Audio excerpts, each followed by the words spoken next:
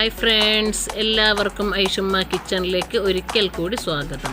ഇന്ന് ഞാനിവിടെ തയ്യാറാക്കാൻ പോകുന്നത് ടേസ്റ്റി ആയിട്ടുള്ള ഒരു ബീഫ് കറിയാണ്. ബീഫ് കറി വളരെ ടേസ്റ്റിയായി എങ്ങനെയാണ് തയ്യാറാക്കുന്നതെന്ന് നമുക്ക് കാണാം. അതിനു മുമ്പ് ഈ ചാനൽ ഇതുവരെ സബ്സ്ക്രൈബ് ചെയ്തിട്ടില്ല എങ്കിൽ ഒന്ന് സബ്സ്ക്രൈബ് ചെയ്യണേ. ഇഷ്ടപ്പെടുകയാണെങ്കിൽ ലൈക്ക് ചെയ്യണം. മറ്റുള്ളവർക്ക് കൂടി ഷെയർ ചെയ്ത് എന്നെ ഒന്ന് സപ്പോർട്ട് ചെയ്യണേ. ഇനി നമുക്ക് വീഡിയോയിലേക്ക് പോകാം. അതിനുവേണ്ടി ഞാനിവിടെ 1 കിലോ പൂത്തിറച്ചി ചെറിയ കഷ്ണങ്ങളാക്കി മുറിച്ച് നല്ലതുപോലെ കഴുകിയെടുത്തിട്ടുണ്ട്. ഇനി നമുക്ക് ഈ ഇറച്ചി വെള്ളം വാർത്തിയതിന് ശേഷം കുക്കറിലേക്ക് ഇട്ട് കൊടുക്കാം.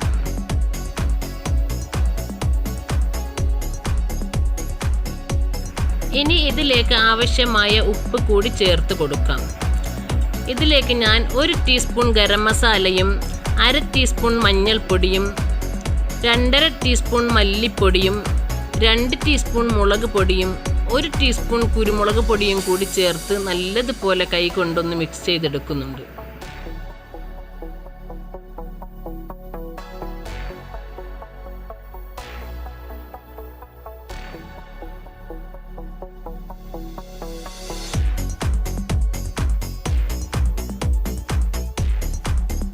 നല്ലതുപോലെ പൊടികളെല്ലാം എല്ലായിടത്തും എത്താൻ പാകത്തിന് നല്ലതുപോലെ തന്നെ തിരുമ്മി പിടിപ്പിക്കണം.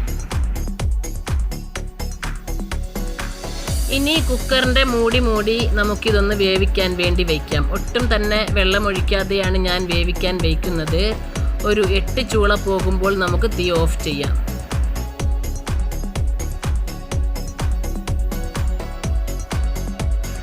ബീഫ് വെന്ത് വരുന്ന സമയം കൊണ്ട് നമുക്ക് അതിനാവശ്യമായ ഗ്രേവിക്ക് ആവശ്യമായ സാധനങ്ങൾ തയ്യാറാക്കിയെടുക്കാം. അതിനുവേണ്ടി ഞാനിവിടെ 4 സവാള കനം കുറഞ്ഞ് അരിഞ്ഞെടുത്തിട്ടുണ്ട്. നീളത്തിലാണ് അരിഞ്ഞെടുത്തിരിക്കുന്നത്. അതിൻ്റെ കൂടെ 2 കഷ്ണം ഇഞ്ചിയും 1 കപ്പ് ചെറിയ ഉള്ളിയും 1/2 കപ്പ് വെളുത്തുള്ളിയും 4 പച്ചമുളകും കൂടി എടുത്തിട്ടുണ്ട്. ഇനി ഒരു ഫ്രൈ പാൻ അടുപ്പത്ത് വെച്ച് വെളിച്ചെണ്ണ ഒഴിച്ച് അത് ചൂടായി വരുമ്പോൾ നമ്മൾ അരിഞ്ഞു വച്ചിരിക്കുന്ന സവാള ഇതിലേക്ക് ചേർത്ത് അതിലേക്ക് ഒരല്പം കൂടി ഉപ്പും കൂടി ചേർത്ത് ഒന്ന് വഴറ്റിയെടുക്കാം. ഉപ്പ് ബീഫ് വേവിക്കാൻ വെച്ച സമയത്ത് ചേർത്തിട്ടുണ്ട്. അതുകൊണ്ട് വളരെ കുറച്ച് മാത്രം ഉപ്പ് ഇപ്പോൾ ചേർത്ത് കൊടുത്താൽ മതിയാകും. ഈ സവാള അല്പം വഴണ്ട് വരുമ്പോൾ ഇതിലേക്ക് 1 മുറി തേങ്ങ ഇതുപോലെ ചെറിയ കൊത്തുകളാക്കി കഷ്ണങ്ങളാക്കി എടുത്ത് ഇതിലേക്കിട്ട് അതുകൂടെ ഇതിൻ്റെ കൂടെ വഴറ്റിയെടുക്കാം. ഇത് നല്ലതുപോലെ വഴണ്ട് വരുന്ന സമയം കൊണ്ട് നമുക്ക് ഉള്ളിയും വെളുത്തുള്ളിയും പച്ചമുളകും ഇഞ്ചിയും കൂടി നല്ലതുപോലെ ഒന്ന് ചതച്ചെടുക്കാം. ഇനി ഇതിലേക്ക് 1 തക്കാളി കൂടി ഞാൻ നീളത്തിൽ മുറിച്ചിട്ട് കൊടുക്കുന്നുണ്ട്. അതും കൂടെ ഇതിൻ്റെ കൂടെ തന്നെ ഒന്ന് വഴറ്റിയെടുക്കാം. സവാള പകുതി വഴണ്ട് വന്നതിന് ശേഷമാണ് തക്കാളി ചേർത്ത് കൊടുക്കുന്നത്.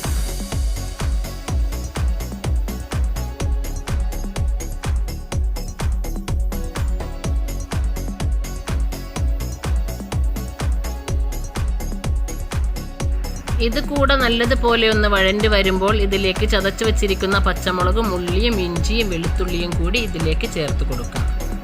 ഇനി നല്ലതുപോലെ തന്നെ നമുക്കൊന്ന് വഴറ്റിയെടുക്കാം.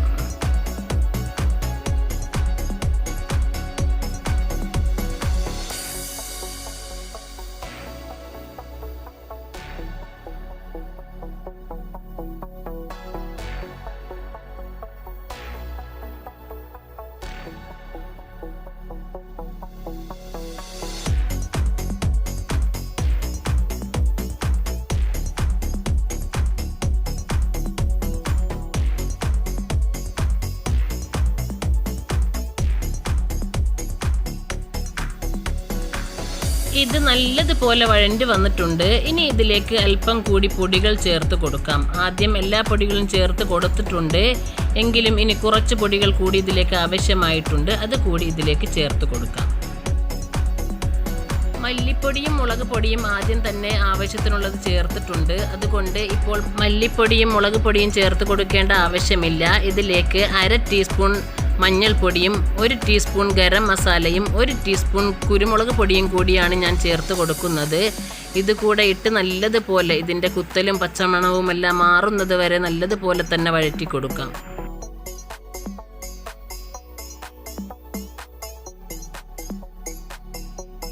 നല്ലതുപോലെ വഴണ്ട് വരുമ്പോൾ ഇതിലേക്ക് അല്പം കറിവേപ്പിലയും കൂടി ചേർത്ത് കൊടുക്കാം. അല്പം മല്ലിയിലയും കൂടി ചേർത്ത് നല്ലതുപോലെ തന്നെ ഒന്ന് മിക്സ് ചെയ്തെടുക്കാം. നല്ലതുപോലെ മിക്സ് ചെയ്ത് വഴണ്ടതിന് ശേഷം നമുക്ക് വേവിച്ച് വെച്ചിരിക്കുന്ന ബീഫ് ഇതിലേക്ക് ചേർത്ത് കൊടുക്കാം.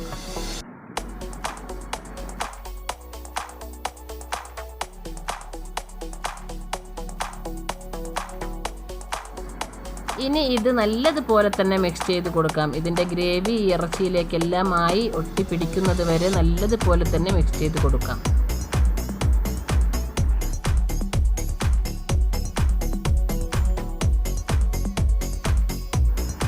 നല്ലതുപോലെ മിക്സ് ചെയ്തതിന് ശേഷം നമ്മൾ ഉള്ളിയെല്ലാം ചതച്ച ആ മിക്സിയുടെ ജാറിലേക്ക് ഒരല്പം മാത്രം വെള്ളമൊഴിച്ച് ഈ കറിയിലേക്ക് ഒഴിച്ചു കൊടുക്കാം. അല്പം കൂടി മല്ലിയിലയും കൂടി ചേർത്ത് നല്ലതുപോലെ മിക്സ് ചെയ്ത് ഒന്ന് മൂടി വയ്ക്കാം. ഒരു 5 മിനിറ്റ് നേരം ഇത് മൂടി വെച്ച് കൊടുക്കാം. പൊടികളുടെ എല്ലാം കുത്തലും മണവുമെല്ലാം മാറാൻ വേണ്ടിയാണ് ഇങ്ങനെ ചെയ്യുന്നത്. നല്ലതുപോലെ തന്നെ മിക്സ് ചെയ്തതിന് ശേഷം മൂടി വെച്ച് 5 മിനിറ്റിന് ശേഷം നമുക്ക് തുറന്നു നോക്കാം. ഇത് നെയ്ച്ചോറിനും തേങ്ങാച്ചോറിനും ചപ്പാത്തിക്കും പത്തിരിക്കും എല്ലാം പറ്റിയ ഒരു കറിയാണ്. വളരെ ടേസ്റ്റുള്ളൊരു കറിയാണ്. ഇപ്പോൾ നല്ല ടേസ്റ്റി ആയിട്ടുള്ള ബീഫ് കറി തയ്യാറായിട്ടുണ്ട്. വളരെ രുചിയുള്ളൊരു ഐറ്റമാണിത്. എല്ലാവരും ഇതുപോലെ തന്നെ ഒന്ന് ട്രൈ ചെയ്ത് നോക്കുക. പുതിയ വീഡിയോയുമായി വീണ്ടും കാണാം. അതുവരേക്കും bye bye. Okay, thank you.